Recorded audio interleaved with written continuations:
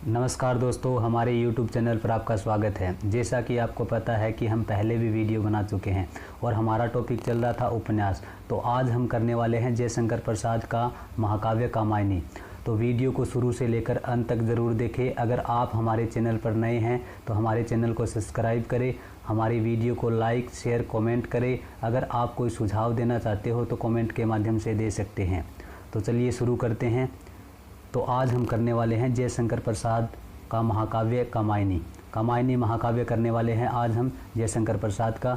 तो कामायनी महाकाव्य के अंदर क्या है, 15 सर्ग है। कामायनी के अंदर कितने सर्ग है, 15 सर्ग है। और कामायनी का जो मुख्य छंद है, जो प्रमुख छंद है वो है तोटक। कामायनी का जो प्रमुख छंद है, जो मुख्य छंद है वो क्या है, तोटक छंद है। कामायनी प्रसाद को मंगला प्रसाद पारितोषिक पुरस्कार मिल चुका है। यानी कि कामायनी महाकाव्य पर जयशंकर प्रसाद को मंगला प्रसाद पारितोषिक पुरस्कार मिल चुका है। काम गोत्र में जन्म लेने के कारण श्रद्धा को क्या है, कामायनी कहा गया है। यानी कि कामायनी किसको कहा गया है, श्रद्धा को कहा गया है। क्यों कहा गया है, काम गोत्र में जन्म लेने के कारण क्या है, श्रद्धा को क्या है, कामायनी कहा गया है। कामायनी के पांडुलिपि संस्करण का प्रकाशन 1971 में हुआ था। कामायनी के जो पांडुलिपि संस्करण का जो प्रकाशन है कब हुआ था, 1971 के अंदर हुआ था। प्रसाद ने कामायनी में आदिमानव मनु की कथा के साथ साथ युगीन समस्याओं पर प्रकाश डाला है। यानी कि जयशंकर प्रसाद ने क्या है, कामायनी में आदिमानव मनु की कथा के साथ साथ क्या है, युगीन समस्याओं पर भी प्रकाश डाला है। कामायनी का जो अंगिरस है वो शांत रस है। कामायनी का जो अंगिरस है वो शांत रस है। कामायनी दर्शन समरसता, यानी कि कामायनी का जो दर्शन है वो क्या है, आनंदवाद है। कामायनी का दर्शन कौन सा है, आनंदवाद है। जयशंकर प्रसाद का जो दर्शन कौन सा है वो शैव दर्शन है। कामायनी की कथा का आधार कहाँ से लिया गया है, इसके बारे में हम बात करते हैं। तो कामायनी की जो कथा का आधार है वो ऋग्वेद, छांदोग्य, उपनिषद, शतपथ ब्राह्मण तथा श्रीमद् भागवत से लिया गया है। यानी कि कामायनी की कथा का जो आधार है ऋग्वेद, छांदोग्य, उपनिषद, शतपथ ब्राह्मण तथा श्रीमद् भागवत से लिया गया है। घटनाओं का जो चयन है शतपथ ब्राह्मण से किया गया है। यानी कि घटनाओं का चयन कहाँ से किया गया है, शतपथ ब्राह्मण से किया गया है।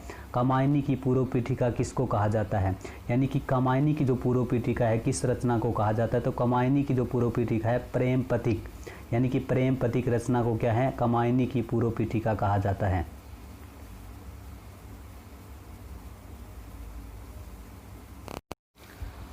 कामायनी की पूर्व पीठिका किसको कहा जाता है, कामायनी की जो पूर्व पीठिका है वो क्या है, प्रेम पथिक को कहा जाता है। अगर पूछे कामायनी की श्रद्धा का पूर्ण संस्करण, यानी कि कामायनी की श्रद्धा का पूर्ण संस्करण किसको कहा जाता है, उर्वशी को कहा जाता है। और पूर्व पीठिका यानी कामायनी की पूर्व पीठिका प्रेम पथिक, यानी कि प्रेम पथिक। और कामायनी की श्रद्धा का पूर्ण संस्करण उर्वशी। इसके बाद में हम बात करते हैं कामायनी का जो हृदय सर्ग है लज्जा, यानी कामायनी का जो हृदय सर्ग है लज्जा, यानी कि लज्जा यानी शर्म शंका किस में होती है, हृदय में होती है, यानी कि दिल के अंदर होती है। इसके बाद में हम बात करते हैं कामायनी के विषय में कथन। कामायनी के विषय में कथन है, उसके बारे में चर्चा करते हैं। तो कामायनी को मानव चेतना का महाकाव्य किसने कहा है, यानी कि कामायनी को मानव चेतना का महाकाव्य किसने कहा है, तो डॉक्टर नगेंद्र ने कहा है। डॉक्टर नगेंद्र ने कामायनी को क्या कहा है, मानव चेतना का महाकाव्य। इसके बाद में हम बात करते हैं कामायनी को फैंटेंसी किसने कहा है, तो कामायनी को जो फैंटेंसी किसने कहा है, मुक्तिबोध ने कहा है। मुक्तिबोध ने क्या कहा है, कामायनी को फैंटेंसी कहा है। इसके बाद में हम बात करते हैं कामायनी एक असफल कृति है। कामायनी क्या है, एक असफल कृति है, किसने कहा है, इंद्रनाथ मदान ने कहा है। कामायनी क्या है, एक असफल कृति है, किसने कहा है, इंद्रनाथ मदान ने कहा है। यानी कि इंद्रनाथ ने क्या है, मैदान के अंदर क्या कहा है कि कामायनी क्या है, एक असफल कृति है। इसके बाद में हम बात करते हैं कामायनी नए युग का प्रतिनिधि काव्य है। कामायनी क्या है, नए युग का प्रतिनिधि काव्य है, तो नंद दुलारे वाजपेयी। यानी कि नए युग से हम क्या करते हैं, नंद दुलारे वाजपेयी, यानी कि नए युग यानी कि नंद दुलारे वाजपेयी।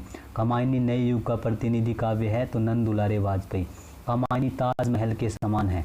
कामायनी क्या है, ताजमहल के समान है, तो सुमित्रा नंदन पंत। सुमित्रानंदन पंत क्या है, प्रकृति के कवि माने जाते हैं, यानी कि प्रकृति के चितेरे माने जाते हैं सुमित्रानंदन पंत। तो सुमित्रानंदन पंत ने क्या है, ताजमहल को क्या है, प्रकृति के समान समझा है, यानी कि कामायनी को क्या है, ताजमहल के समान समझा है। तो कामायनी को क्या है, ताजमहल के समान किसने समझा है, सुमित्रानंदन पंत ने समझा है। इसके बाद में हम बात करते हैं कामायनी एक रूपक है। कामायनी क्या है, एक रूपक है, डॉक्टर नगेंद्र। ये बात कौन कहते हैं कि कामायनी एक रूपक है, डॉक्टर नगेंद्र कहते हैं। इसके बाद में हम बात करते हैं कामायनी विश्व साहित्य का 8वां महाकाव्य है। तो कामायनी विश्व साहित्य का 8वां महाकाव्य है, किसने कहा है, श्याम नारायण ने कहा है। श्याम नारायण ने कामायनी को क्या कहा है, विश्व साहित्य का 8वां महाकाव्य। इसके बाद में हम बात करते हैं कामायनी दोष सहित रचना है, यानी कि कामायनी क्या है, दोष सहित रचना है। किसने कहा है, रामधारी सिंह दिनकर। रामधारी सिंह दिनकर ने कामायनी को क्या कहा है, दोष रहित और दोष सहित रचना कहा है।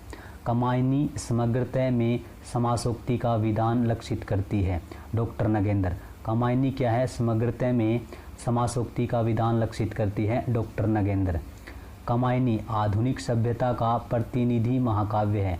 कामायनी क्या है, आधुनिक सभ्यता का प्रतिनिधि महाकाव्य है, डॉक्टर नामवर सिंह। डॉक्टर नामवर सिंह ने कामायनी को क्या कहा है, आधुनिक सभ्यता का प्रतिनिधि महाकाव्य। आधुनिक सभ्यता का प्रतिनिधि महाकाव्य, डॉक्टर नामवर सिंह। इसके बाद में हम बात करते हैं कामायनी आधुनिक हिंदी साहित्य का सर्वोत्तम महाकाव्य है।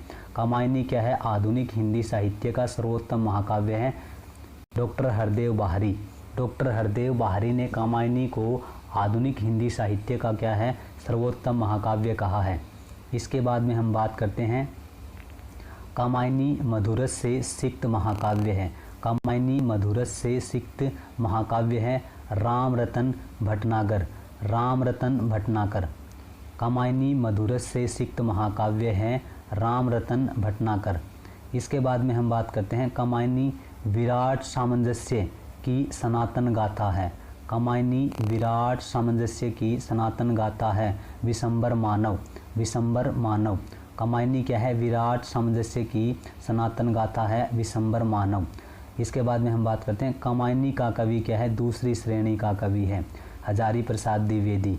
कामायनी का कवि क्या है, दूसरी श्रेणी का कवि है, हजारी प्रसाद द्विवेदी।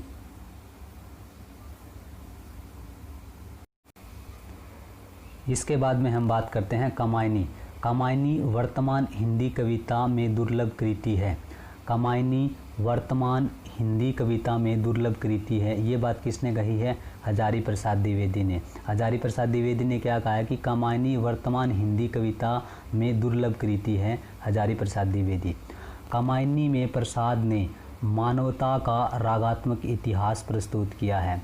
कामायनी में जयशंकर प्रसाद ने मानवता का रागात्मक इतिहास प्रस्तुत किया है।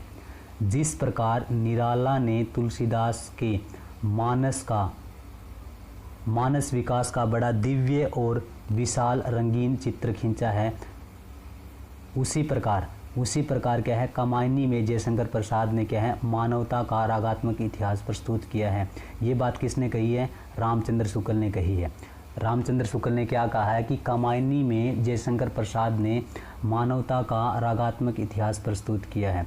जिस प्रकार निराला ने तुलसीदास के मानस विकास का बड़ा दिव्य और विशाल रंगीन चित्र खींचा है।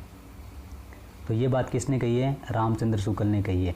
इसके बाद में हम बात करते हैं कि कामायनी छायावाद का उपनिषद है। कामायनी क्या है, छायावाद का उपनिषद है, शांति प्रिय द्विवेदी। शांति प्रिय द्विवेदी ने क्या कहा है कि कामायनी क्या है, छायावाद का क्या है, उपनिषद है। इसके बाद में हम बात करते हैं कि कामायनी को कंपोजिशन की संज्ञा किसने दी है। कामायनी को जो कंपोजिशन की संज्ञा दी है, राम स्वरूप चतुर्वेदी ने दी है। राम स्वरूप चतुर्वेदी ने कामायनी को क्या कहा है, कंपोजिशन की संज्ञा दी है उन्होंने। इसके बाद में हम बात करते हैं कि मुक्तिबोध का कामायनी संबंधी अध्ययन। मुक्तिबोध का कामायनी संबंधी अध्ययन फूहड़ मार्क्सवाद का नमूना है। फूहड़ मार्क्सवाद का नमूना है। ये बात किसने कही है, डॉक्टर बच्चन सिंह ने कही है। डॉक्टर बच्चन सिंह ने क्या कहा है कि मुक्तिबोध का कामायनी संबंधी जो अध्ययन है वो फूहड़ मार्क्सवाद का नमूना है, डॉक्टर बच्चन सिंह।